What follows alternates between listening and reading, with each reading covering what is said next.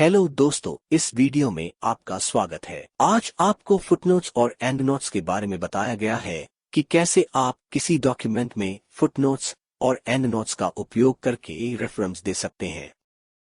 सबसे पहले आपको ये जानना जरूरी है कि फुटनोट्स और एंडनोट्स में डिफरेंस क्या है। फुटनोट आमतौर पर हम किसी डॉक्यूमेंट में किसी भी पेज पर रेफरेंस नंबर देकर उस पेज के नीचे की तरफ रेफरेंस की डिटेल्स डाल सकते हैं, तथा एंडनोट्स हम किसी पेज पर रेफरेंस नंबर देकर उसकी रेफरेंस की डिटेल्स उस डॉक्यूमेंट के लास्ट में डाल सकते हैं। तो हम इस डॉक्यूमेंट के जरिए हम सबसे पहले फुटनोट कैसे इंसर्ट करते हैं सीखेंगे।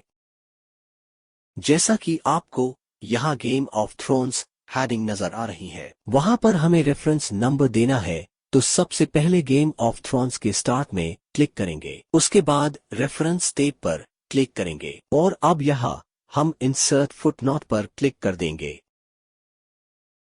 तो आप देखोगे तो उसी पेज के एंड में एक नंबर ऑटोमेटिक इंसर्ट हो जाएगा, तथा साथ ही ऊपर गेम ऑफ थ्रोन्स हेडिंग के आगे भी एक नंबर इंसर्ट हो गया है।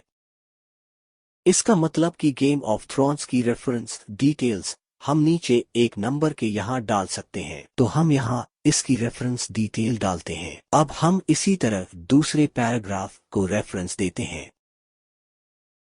और उसकी भी डिटेल्स डाल देते हैं। अब अगर आप नीचे वाले एक नंबर पर डबल क्लिक करते हो तो वह ऑटोमेटिक जंप करके वहां पहुंच जाओगे जहां आपने रेफरेंस नंबर 1 दिया था, और उस नंबर पर अगर आप कर्सर होल्ड करके रखोगे तो उस रेफरेंस पर जो डिटेल्स डाली थी वह वहां शो होगी। आपने जहां से इंसर्ट फुटनोट क्लिक किया था उसी ऑप्शन के आगे नेक्स्ट फुटनोट पर क्लिक करोगे तो आप दूसरे नंबर वाले फुटनोट पर पहुंच जाओगे, तथा प्रीवियस फुटनोट पर क्लिक करोगे तो आप फिर से पहले वाले फुटनोट पर पहुंच जाओगे। इसी तरीके से अगर हम एंड नोट्स देना चाहते हैं तो रेफरेंस ऑप्शन में जाकर इंसर्ट एंड नोट पर क्लिक करेंगे तो हमारे डॉक्यूमेंट के लास्ट में नंबर इंसर्ट हो जाएगा जहां हम इस रेफरेंस की डिटेल्स डाल सकते हैं। अब हम इसकी कुछ और डिटेल्स जानने के लिए इसी ऑप्शन के नीचे हमें एक एरो दिखेगा, हम उस पर क्लिक करते हैं।